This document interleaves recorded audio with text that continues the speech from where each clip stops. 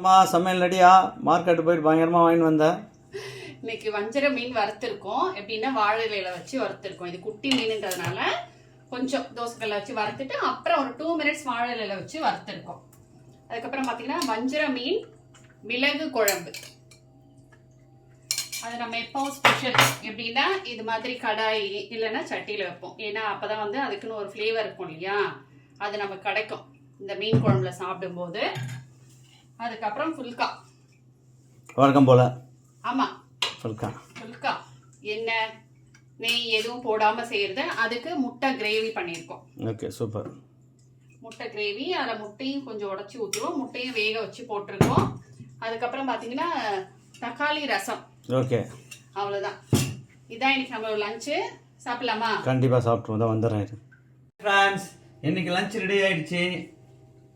சப்பாத்தி, முட்டை கிரேவி, இது வந்து வஞ்சிர மீன். இது மீன் குழம்புல போடுறது என்ன மீன் வேணுமா? வஞ்சிர மீன் தான். அது வஞ்சிர மீனா? ஓகே, வஞ்சிர மீன். அடுத்தது வறுத்த வஞ்சிர மீன். சூப்பர். இன்னைக்கு லஞ்சு கொஞ்சம் தரமாக தான் இருக்குது. நான் சாப்பிட ஆரம்பிக்க போகிறேன்.